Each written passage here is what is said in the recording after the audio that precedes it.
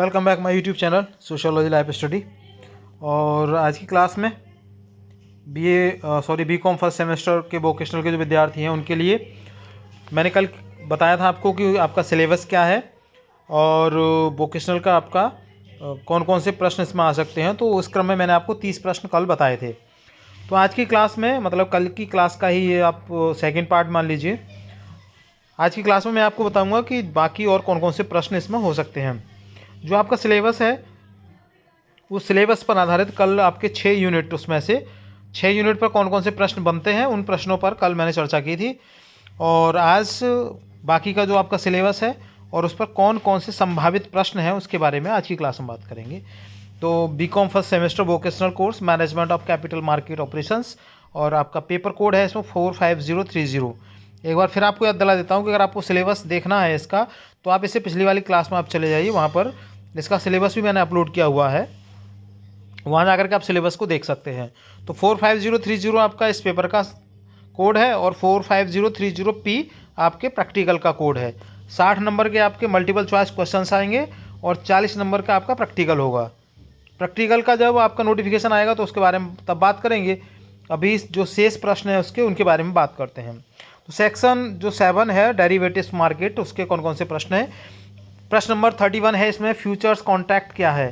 तो इसका सही आंसर है ऑप्शन ए, भविष्य की तारीख में एक निश्चित कीमत पर खरीदने बेचने का अनुबंध। मैं एक बात आपको और बता दूं कि इसमें सारे आंसर्स ऑप्शन ए पर ही लिखे गए हैं, तो आप ऐसा मत समझिए। मैं फिर आपको बता रहा हूँ कि जो आपका प्रश्न पत्र होगा उसमें भी ये वाला ऑप्शन ए पर ही मिल जाएगा। ये कहीं पर भी हो सकता है, ए पर, बी पर, सी पर, डी पर, लेकिन आपको ध्यान क्या रखना है, आपको ध्यान रखना है उसके आंसर्स पर। अर्थात जैसे फ्यूचर्स कॉन्ट्रैक्ट क्या है, तो इसका आंसर है भविष्य की तारीख में एक निश्चित कीमत पर खरीदने बेचने का अनुबंध, यानी contract to buy sell at fixed price on a future date.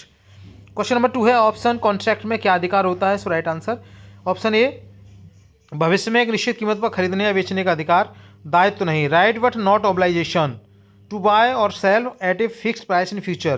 Question number 33 call option क्या है। राइट आंसर ए, खरीदने का अधिकार। क्वेश्चन नंबर 34 पुट ऑप्शन क्या है। राइट आंसर ऑप्शन ए, बेचने का अधिकार। क्वेश्चन नंबर 35 स्ट्राइक प्राइस क्या है।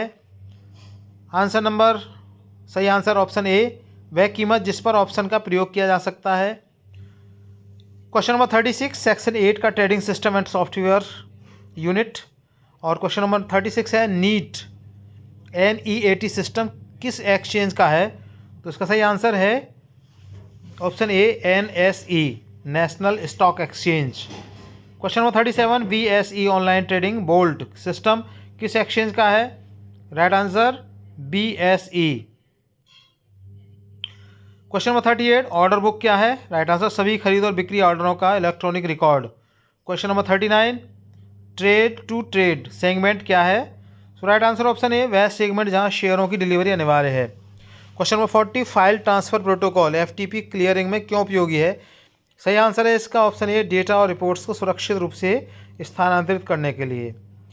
Question number 41 section 9 corporate hierarchy and market phases. Trading system में कॉर्पोरेट हायरार्की से क्या तात्पर्य है।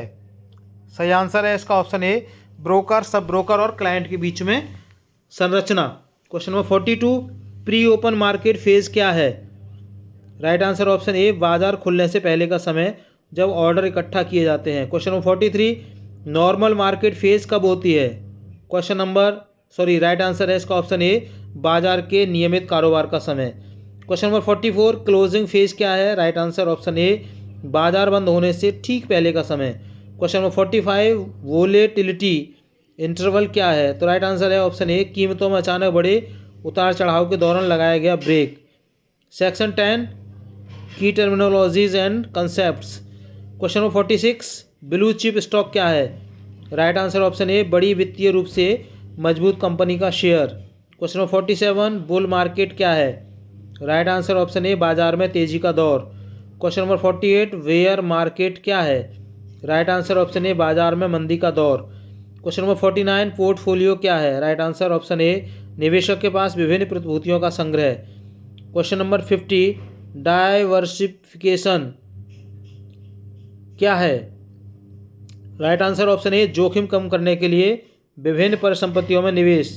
सेक्शन 10 कंटिन्यूड की technologies and concept. Question number 51, liquidity क्या है? राइट आंसर ऑप्शन ए, परिसंपत्ति को नकदी में बदलने में आसानी। क्वेश्चन नंबर 52, वोलेटिलिटी क्या है? ऑप्शन ए राइट आंसर, कीमतों में उतार चढ़ाव की दर। क्वेश्चन नंबर 53, मार्केट कैपिटलाइजेशन क्या है? राइट आंसर ऑप्शन ए, कंपनी के सभी शेयरों का कुल बाजार मूल्य। क्वेश्चन नंबर 54, सेंसेक्स क्या है?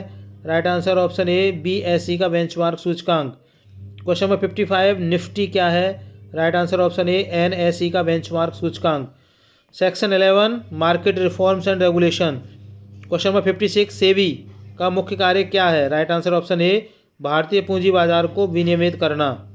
क्वेश्चन नंबर 57, डिपोजिटरीज एक्ट 1996 का क्या उद्देश्य था?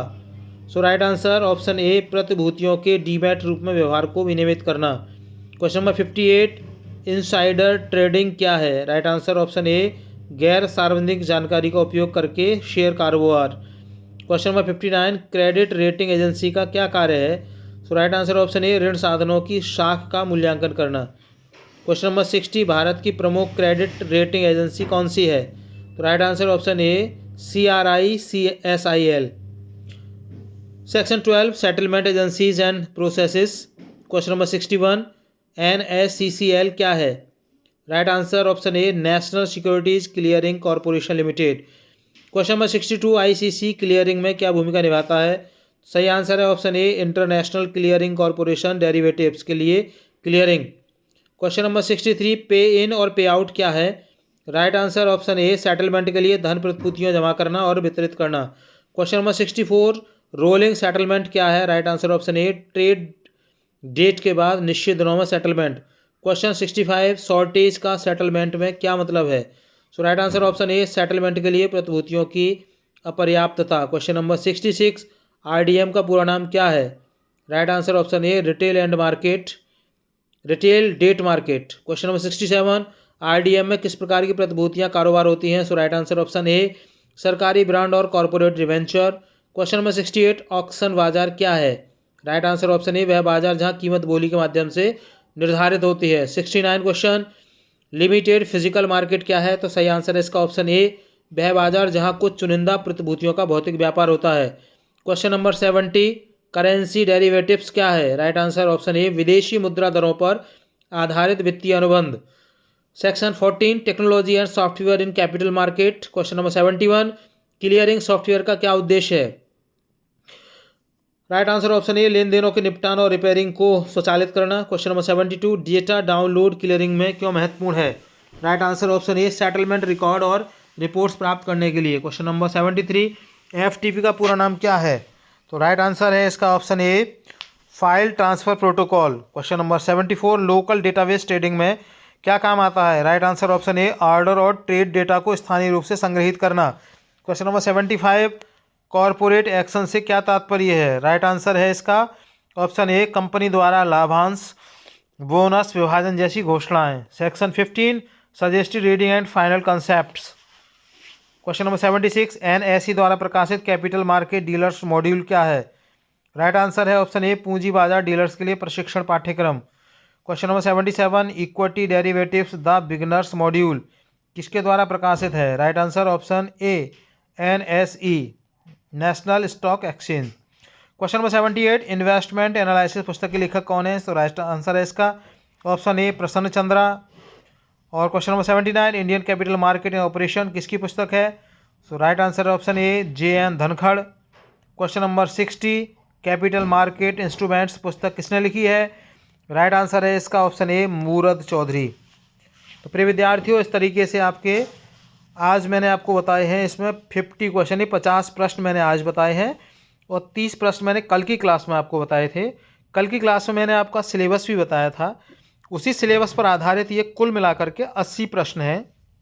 मुझे उम्मीद है कि इसमें से आपको 60 प्रश्न आपकी इस परीक्षा में मिल जाएंगे। अगर प्रश्न नहीं मिलते हैं, मेरा मतलब, तो देखिए आप इतना समझ लीजिए कि बेस प्रश्नों का यही होगा, इसी सिलेबस से वो प्रश्न उठाए गए हैं। स्वभाव प्रश्नों का चेंज हो सकता है, लेकिन इससे प्रश्न बाहर नहीं जाएंगे, सिर्फ आपको समझने की आवश्यकता है। तो थोड़ा सा अपना दिमाग का इस्तेमाल करिए, थोड़ा बुद्धि और विवेक का इस्तेमाल करना जब आप इस एग्ज़ाम को दें। और इन प्रश्नों को थोड़ा सा ना एक दो बार ज़रूर ध्यान से इनको देख लेना, जिससे कि आपको समझने में आसानी रहे, क्योंकि प्रश्न एज इट इज नहीं मिलते हैं। ये प्रश्न मैं आपको केवल रेफरेंस के तौर पर दे रहा हूँ, ऐसा मैं कोई गारंटी कार्ड इसके साथ नहीं दे रहा कि 100% यही आएंगे, लेकिन इतनी भी बता रहा हूँ कि इसी सिलेबस पर आधारित आपका वो प्रश्न होगा और वो प्रश्न इन्हीं में से होंगे। हो सकता है उनका स्वरूप चेंज हो जाए। तो जब आप डीपली अगर इन प्रश्नों को देख लेंगे, समझ लेंगे, तो मुझे उम्मीद है कि आपको बहुत अच्छे नंबर आपकी परीक्षा में मिलेंगे और मैक्सिमम प्रश्नों को आप हल कर पाएंगे। अच्छे प्रश्नों से आप इस वोकेशनल कोर्स के एग्ज़ाम को पास करेंगे। इन्हीं शुभकामनाओं के साथ अगर आप मेरे चैनल पर नए हैं तो मेरा विशेष निवेदन है कि उसको सब्सक्राइब कर लीजिए। वीडियो पसंद आएगा लाइक शेयर कीजिएगा सभी विद्यार्थियों के लिए जो वोकेशनल कोर्स का एग्ज़ाम देने वाले हैं। और जल्द ही आपके इस एग्ज़ाम की डेट घोषित हो जाएगी। जैसे ही स्कीम विश्वविद्यालय घोषित करेगी, आपके वोकेशनल की डेट भी आ जाएगी। तो ज़्यादा समय आपके पास में नहीं है, इसलिए इनका रिवीजन करते रहिए, जिससे कि एकदम आप पर ज़्यादा बोझ ना पड़े, ज़्यादा बर्डन आपके ऊपर ना पड़े। तो एक बार फिर मेरा विशेष निवेदन है कि सब्सक्राइब चैनल को जरूर करिए अगर आप चैनल पर नए हैं। ठीक है, मिलेंगे अगली क्लास में। चैनल पर जुड़ने के थैंक यू। तब तक के लिए जय हिंद।